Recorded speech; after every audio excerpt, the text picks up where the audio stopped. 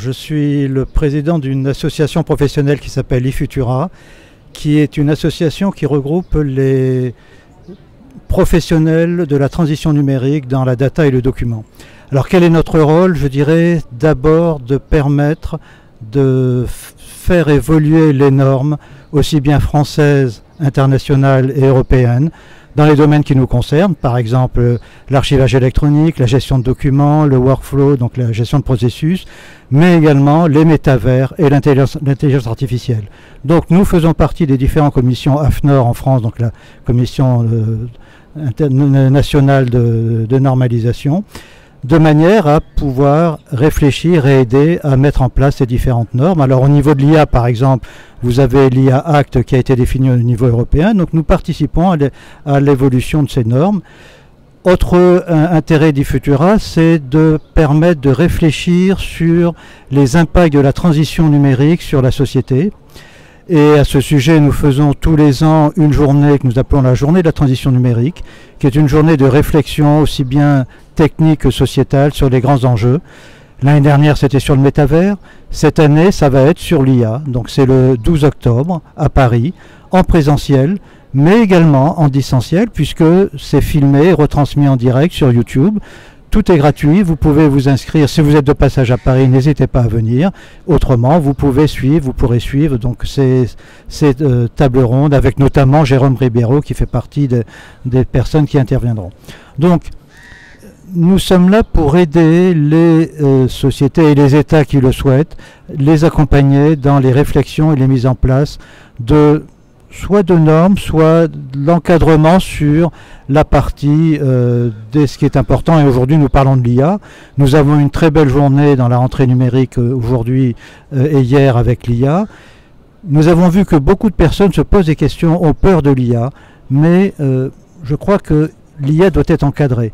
Et ce qui est important, c'est la formation aussi bien des personnes, des administrations, des entreprises, et c'est permettre que l'éthique soit mise au centre de la formation et la réflexion sur l'homme. Quelque chose qui m'a frappé, une des personnes qui est intervenue hier nous disait Elon Musk a demandé de proroger pendant 6 mois l'intelligence artificielle. Et cette personne nous disait, si Elon Musk a dit ça, c'est que c'est dangereux et moi ça me fait peur du coup. Oui, mais il faut se poser la question sur quelle est notre réflexion par rapport à tout événement qui arrive. Oui, peut-être que cette personne a raison, mais peut-être que aussi Elon Musk, qui est un grand communicant, a utilisé cette formule pour qu'on parle de lui. Peut-être aussi que sa société n'étant pas impliquée aujourd'hui dans l'IA, puisqu'il a raté le démarrage des IA génératives, il demande à ce que la concurrence se mette en sommeil. Donc vous voyez, il faut éduquer l'homme à réfléchir, à ne pas tout accepter, et à utiliser les nouvelles technologies dans l'évolution de l'homme et non pas l'utilisation d'outils pour dominer l'homme. Donc l'intelligence artificielle est quelque chose de très positif, mais il faut l'encadrer et nous sommes là pour vous aider, pour ceux qui le souhaitent, à réfléchir à comment encadrer, comme l'Europe l'a fait, comme les États-Unis le font, comme la Chine même l'a fait de son côté. D'une manière générale, l'Afrique est moins mature, c'est justement la réflexion sur la normalisation. Beaucoup ont l'impression que les normes sont là pour empêcher les entreprises d'évoluer. Au contraire, les normes sont là pour permettre que, au niveau d'un pays, au niveau d'une sous-région, au niveau d'un continent, on mette en place des normes qui favorisent les entreprises. Autrement, nous allons nous faire dominer par des entreprises étrangères, par des pays étrangers qui vont imposer leurs normes et qui vont nous obliger à les suivre.